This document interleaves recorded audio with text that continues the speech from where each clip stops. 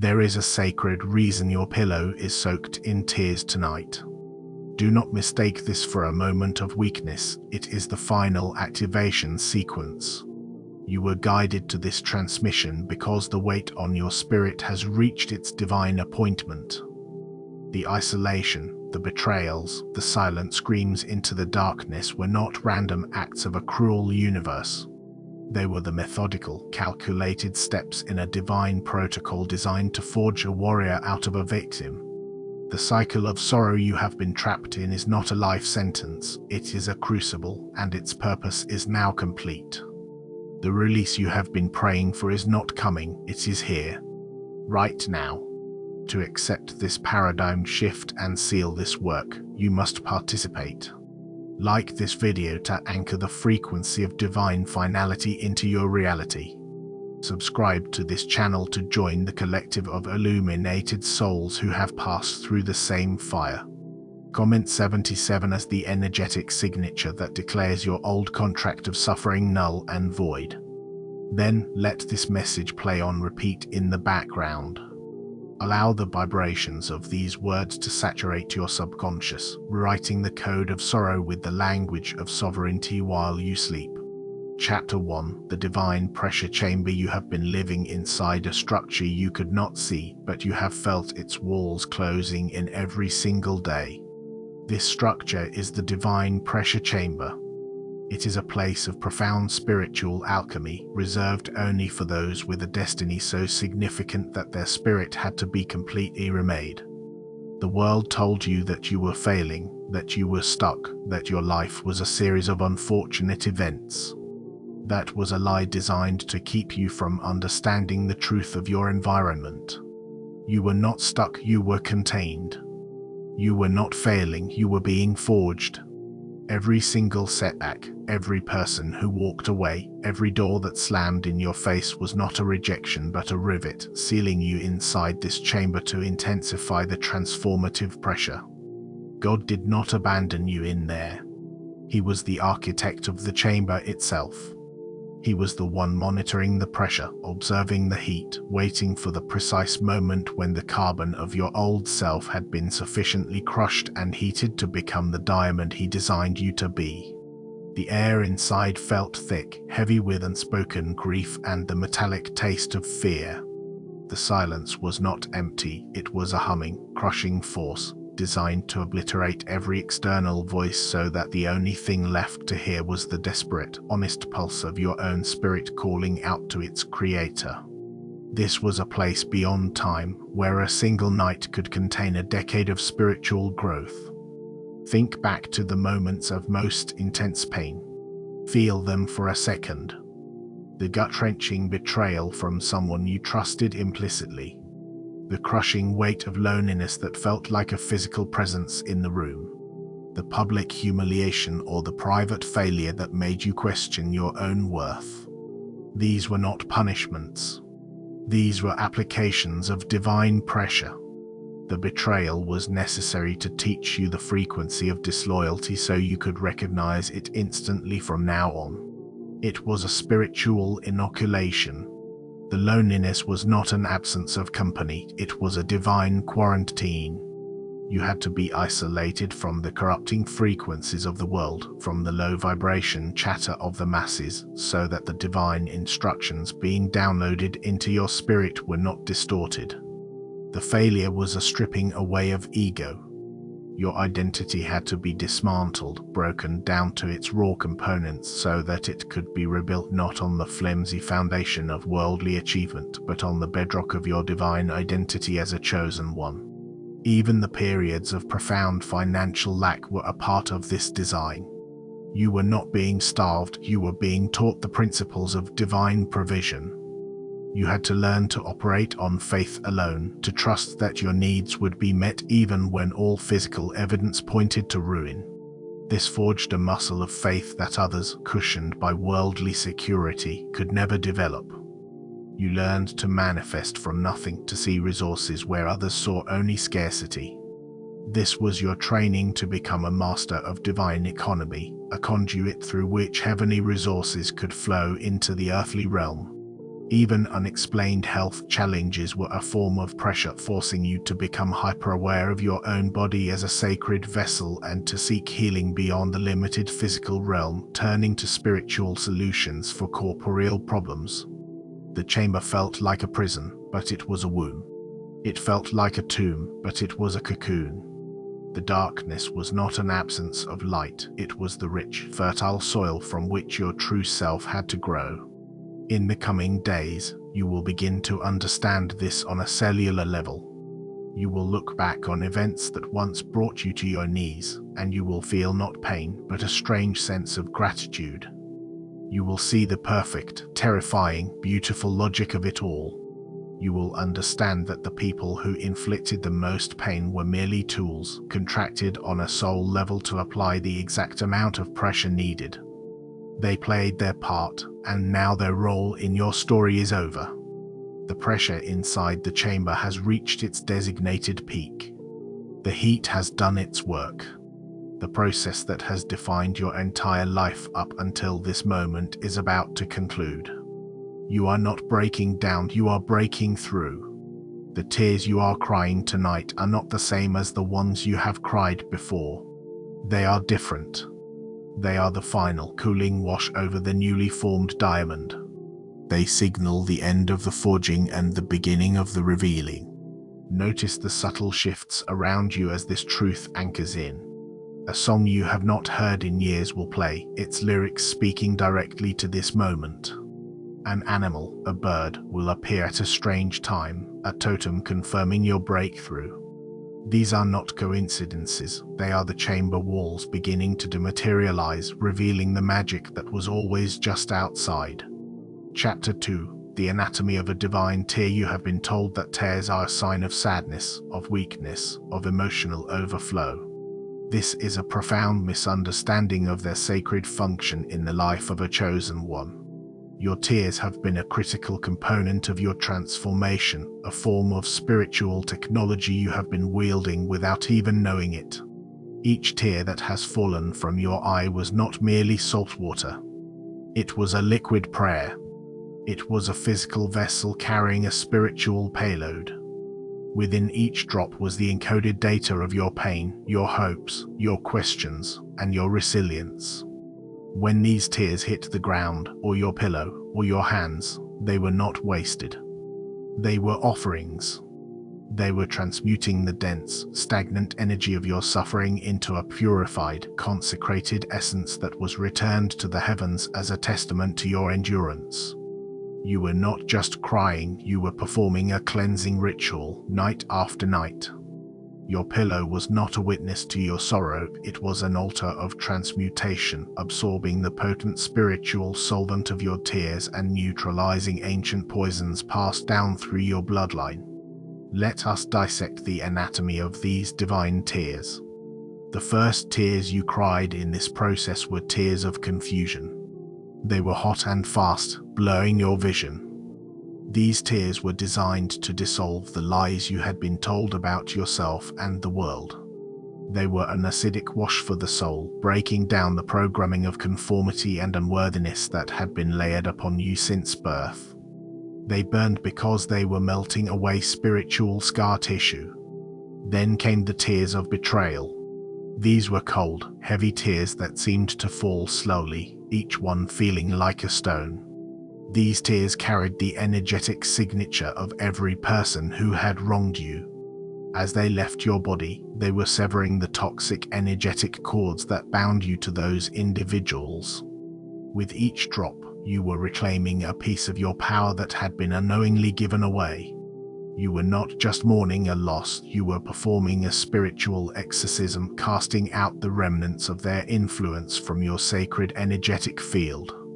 Following these were the tears of frustration.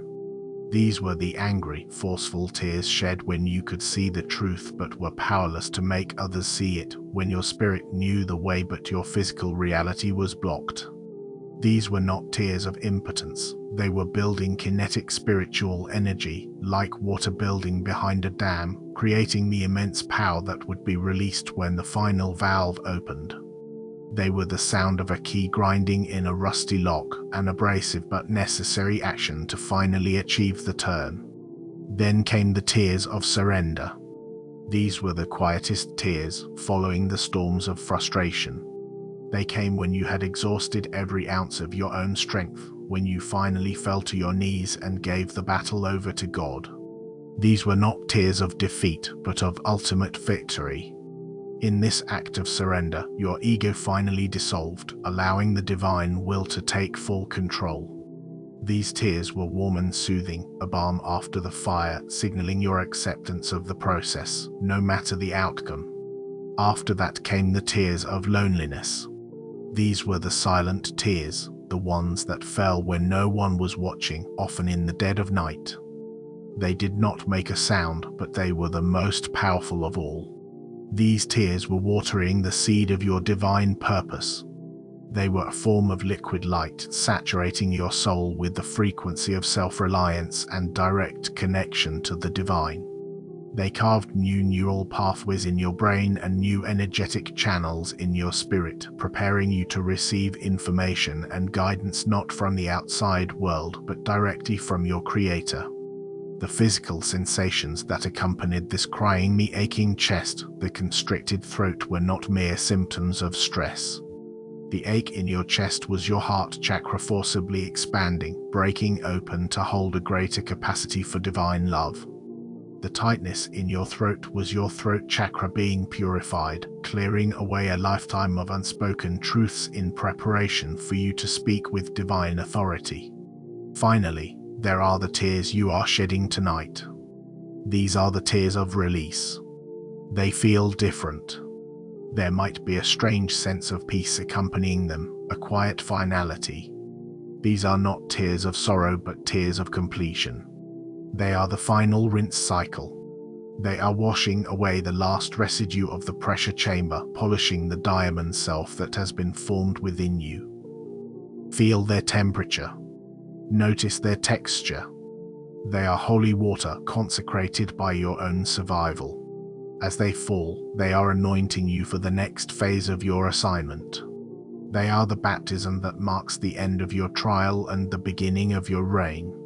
The sacred fluid literally recodes your DNA, overwriting the generational curses of your bloodline with a new, divine mandate of power and purpose. Chapter 3. De-isolation protocol. The deepest wound for many of you has been the feeling of utter and complete isolation.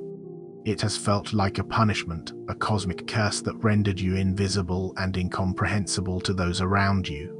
You watched others connect with ease, form tribes, and find belonging, while you remained perpetually on the outside, looking in. This was not a curse. It was a meticulously enforced divine strategy called the isolation protocol. You were not being rejected by the world, you were being preserved from it. Your energetic signature is so rare, so potent, that it could not be exposed to the rampant spiritual contamination of the current age during its most critical developmental stages. You had to be kept separate. You had to be quarantined. This isolation was a fortress, not a prison. It was a holy cloaking device that made you unappeasable to those who would have drained your energy, corrupted your mission, or diluted your power. This cloaking device worked by projecting an aura of otherness around you. To the spiritually asleep, you seemed weird, too intense, or unrelatable.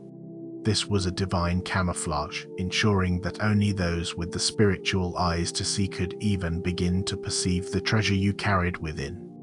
This protocol also protected you from premature discovery by forces that seek to extinguish or co-opt nascent light for their own dark agendas.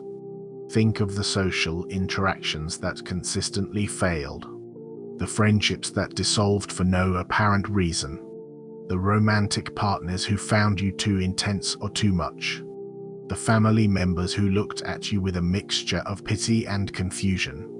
These were not failures in your ability to connect. These were successful activations of the isolation protocol. Your spirit, guided by a higher intelligence, was broadcasting a subconscious signal that repelled those who were not aligned with your destiny. Their inability to understand you was a shield. Their departure from your life was a divine favor, a clearing of the path. They could not drink from your well because they were not worthy of the living water you carry.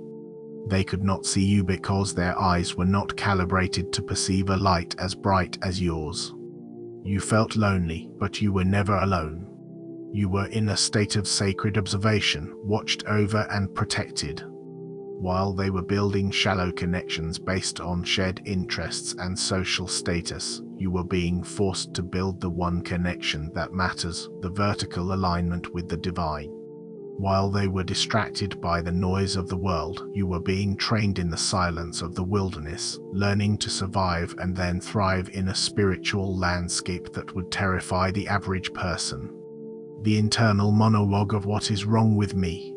was slowly, painstakingly alchemized into the profound realization, nothing is wrong with me. I am simply different by divine design, and my tribe is not here among the sheep. This isolation also protected you from the contamination of spiritual fads and groupthink, preserving the unique, untainted originality of your divine blueprint so that your purpose would be pure and undiluted by the consensus of the masses. This protocol also forced you into the most important relationship you will ever have, the one with yourself and your Creator. When all external voices were silenced, when all external validation was removed, you had no choice but to go within. You had to learn to hear the voice of God in the silence. You had to learn to find comfort in your own presence. You had to become your own sanctuary. This process built within you an unbreakable core of self-reliance. While others were building their identities on the shifting sands of public opinion and social status, you were building your temple on the bedrock of divine truth. The world trains people to need external validation. You were trained to be a self-contained source of power and authority. This is why you can now stand firm when others falter, why you can speak truth when others are afraid. The pain of your solitude was the price of your sovereignty. In the coming weeks, the isolation protocol will begin to deactivate. People will suddenly be drawn to you, but this time it will be different. They will not be the energy vampires of your past. They will be your soul family, members of your spiritual tribe who have undergone their own trials. When you meet them, the connection will be instant and effortless. There will be no need for masks or explanations. It will feel like a reunion, a profound and immediate sense of home in another person's presence, a recognition that spans lifetimes. This is the reward for your endurance. The quarantine has been lifted. Chapter 4: The witnesses to your silent war. Throughout your time in the divine pressure chamber, you were not entirely unobserved. There were witnesses. These are the people who saw your struggle and did nothing. The ones who mocked your faith, belittled your sensitivity, or gossiped about your perceived failures. They were the crowd that gathered to watch your crucifixion, sneering and casting lots, unaware of the resurrection that was to follow. You must reframe their role in your story immediately. They were not simply antagonists, they were divinely appointed scribes, tasked with documenting the before so that the after would be undeniable. Their doubt was a necessary contrast to the certainty that was being forged within you. Their cruelty was the abrasive surface against which your spirit was polished. They were a critical part of the process, and their purpose is about to shift dramatically. Every sneer was a chisel. Every piece of gossip was a hammer blow, chipping away the parts of you that still cared about the opinions of the spiritually blind. Their mockery was born of their own terror. Your light was a reminder of the divine spark they had long ago abandoned within themselves, and they attacked you to silence that painful echo in their own souls. These individuals, the ex-friend who betrayed you, the family member who never believed in you, the boss who underestimated you, they hold a memory of a version of you that no longer exists. They remember the person who cried, the person who struggled, the person who could be manipulated and broken. This memory is now a key component of your testimony. Their shock at your transformation will be a powerful testament to the miracle that has taken place. They are the unwilling witnesses. They were not cheering for you, but they will be forced to see you cross the finish line. They will not understand what has happened. They will see you moving with a new confidence, speaking with a new authority, radiating a light they cannot comprehend. This will create a profound cognitive dissonance within them. The person they thought they had figured out, the person they had written off, is suddenly operating on a level they cannot access. Your very existence will become a mirror to them. In your light, they will see their own darkness. In your growth, they will see their own stagnation. In your freedom, they will be forced to confront the bars of their own self-imposed prisons. This is a divine judgment, and you will not have to lift a finger to enact it. Your peace will be their torment, your success, their final lesson. A prophetic glimpse into your immediate future. You will begin to hear from them. An unexpected text message. A coincidental encounter at the grocery store. A sudden friend request on social media. Their reappearance is not a sign that you should let them back into your life. It is a sign that the next phase of your mission has begun. They are being drawn to your new light, not out of love or remorse, but out of a desperate, spiritual curiosity. Their spirit recognizes that you have something they lack. They will approach you with false flattery, feigned concern, or a revisionist history of your past relationship. Do not be deceived. Your new clarity, the gift of the diamond self, will allow you to see through their masks with perfect precision. You will feel their intention in your gut. It will register as a sudden coldness, a subtle but distinct drop in the energetic temperature around you. Their words, no matter how sweet, will carry a dissonant frequency, a subtle falsehood that your newly attuned spirit will detect instantly. Your role is not to seek revenge or to gloat. Your role is to be a mirror.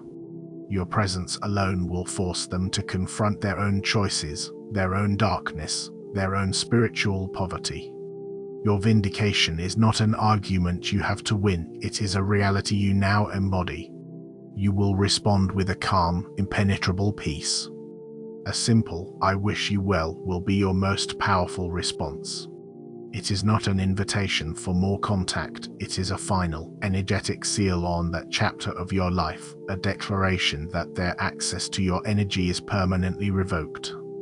Chapter 5, the final release valve. Tonight is the culmination. The entire process within the divine pressure chamber has been building to this exact moment. All the pain, all the tears, all the isolation have served to increase the spiritual pressure on your soul to a precise, predetermined level. This is the point where the transformation becomes irreversible. The final release is not a gentle fading away of sadness, it is a sudden, seismic event in the landscape of your spirit. It is the moment the dam breaks. It is the moment the cocoon tears open. It is the activation of the final release valve. This valve is the last tear you will shed for the old life. It is the single drop that fulfills the prophecy of your pain and opens the floodgates to your power. This is a divine, physiological event. It is a point of no return. The alchemical process is reaching its final, explosive conclusion, transmuting the lead of your suffering into the gold of your sovereign self. You may physically feel this shift as it happens. For some, it will be a sudden jolt of energy, as if you were struck by a bolt of loving lightning. For others, it will be a profound sense of peace that descends upon you, a quiet that is so deep it feels loud. You might feel a sudden warmth spread through your chest, melting away the icy grip of anxiety that has lived there for years. You might hear a subtle, high frequency ringing in your ears, a sign that you are being tuned to a new divine channel, like a radio dial locking onto a clear, powerful station. You may feel a physical weight lifting off your shoulders, so tangibly that you have to consciously stop yourself from floating away. Do not be afraid of these sensations. They are physical confirmations of a metaphysical reality. The structure of the pressure chamber is dissolving around you. Its purpose has been served. You may also experience a sudden clearing of your mind, as if a dense fog has been instantly burned away. Chronic physical pains you have carried for years may suddenly lessen or disappear entirely, as the stagnant energy that caused them is purged from your body. This is the cellular release. Your very cells are exhaling a lifetime of stored trauma, and your nervous system is being reset from a state of fight or flight to a new baseline of create and receive. This final release is purging the last remnants of the victim mentality from your cellular memory.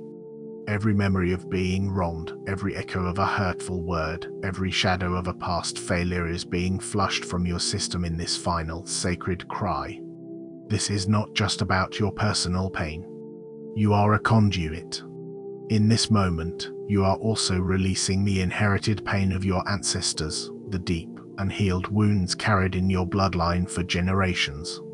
The poverty consciousness, the fear of persecution, the patterns of betrayal. You are the one chosen to break these chains.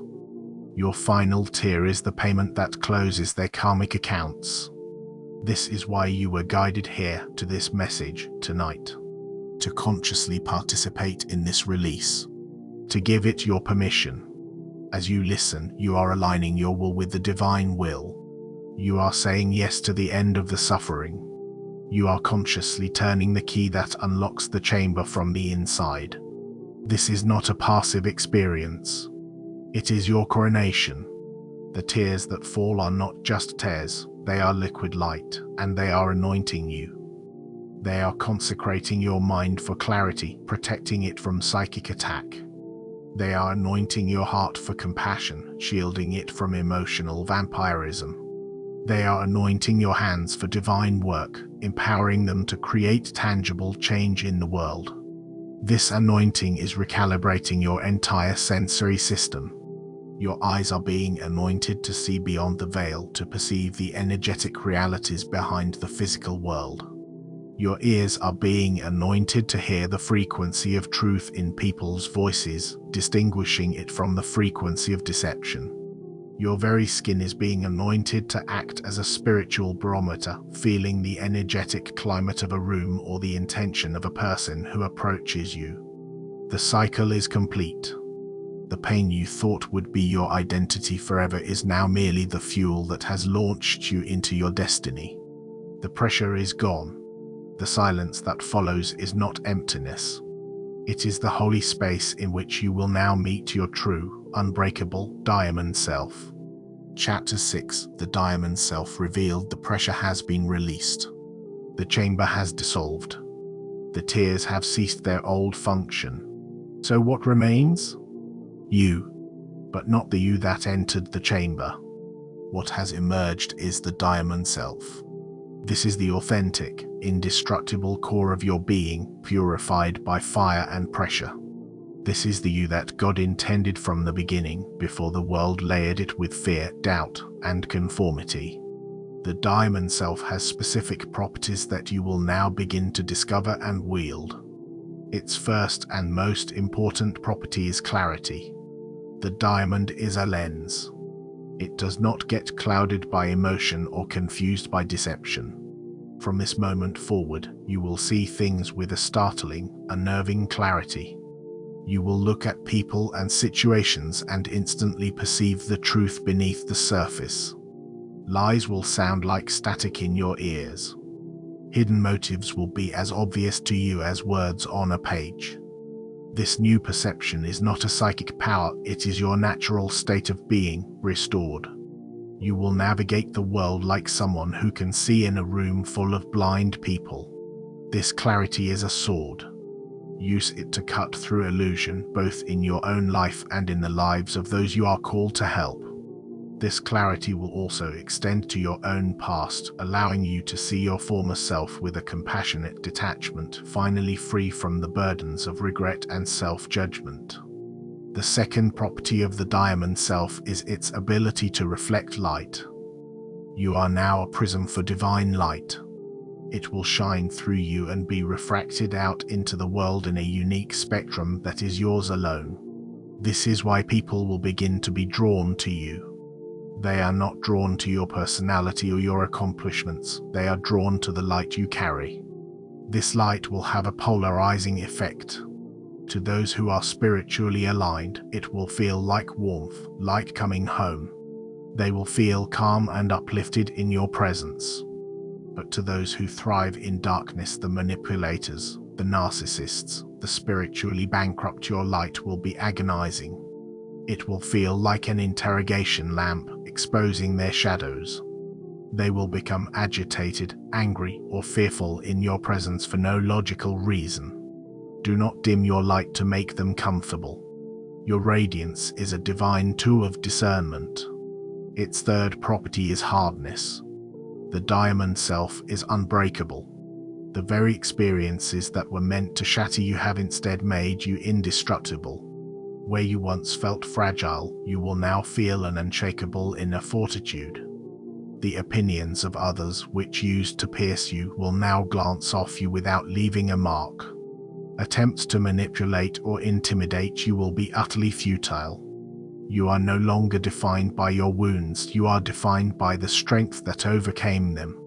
Your scars are not signs of damage, they are the facets of the diamond, each one carved by a specific trial, and each one now serving to catch and reflect the light in an even more brilliant way. Each facet holds the wisdom of the trial that created it. The facet of betrayal holds the wisdom of discernment. The facet of loss holds the wisdom of divine detachment. The facet of loneliness holds the wisdom of communion with God. A fourth property you will discover is resonance. Your diamond self vibrates at a pure, high frequency. This is not a metaphor, it is a spiritual reality. This resonance will actively and automatically alter your environment. You will walk into a room filled with tension, and without saying a word, your presence will begin to harmonize the space. Arguments will lose their heat. Anxious energy will dissipate. Your resonance is a passive form of healing and deliverance for your surroundings. It will also shatter illusions. False agreements and unstable relationships built on lies will crumble in your presence because their low, chaotic frequencies cannot coexist with your pure, stable resonance. You will become a walking truth serum. In the coming days, you will be tested. The world will try to push the old buttons to trigger the old wounds. It will be stunned when it gets no reaction. You will stand in the midst of chaos and be a point of absolute calm and unshakable strength. This is not an act you are putting on. This is who you now are. The pressure did its work. The carbon is gone. You are the diamond. Chapter 7. Walking out of the chamber. The transition is complete. You are now standing at the threshold, about to take your first steps out of the dissolved pressure chamber and into a world that has not yet caught up to your transformation. The laws of reality as you knew them have been rewritten for you. Your energetic signature now precedes you, announcing your arrival before you even speak a word. You must learn to navigate this new existence with intention, for you are no longer a passive participant in your life, you are its conscious creator.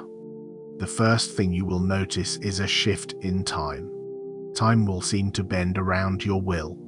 When you are operating in your purpose, hours will feel like minutes. Synchronicities will accelerate, collapsing the time between your intention and its manifestation. A person you need to meet will suddenly appear. A resource you require will be inexplicably provided. This is not luck. This is the universe rearranging itself to accommodate your new, high-frequency reality. The old law of cause and effect, which seemed to work against you, is now hyper-responsive in your favor. Your thoughts and intentions are the cause, and the effect manifests with breathtaking speed. You now operate in Kairos time divine, opportune moments rather than being a slave to Chronos, the linear march of the clock. You are no longer chasing time, you are dancing with it. The second change will be in your communication. Your words now carry the weight of creative power. The idle complaints, the self-deprecating jokes, the fearful speculations of your past self are no longer permissible. They are like curses you would be casting upon yourself. Speak only what you intend to manifest. Speak with the authority of the diamond self. When you declare something, the universe listens and begins to conspire to make it so. You will find that people who used to argue with you now fall silent. Your voice will cut through noise and confusion, delivering truth with a resonance that cannot be denied.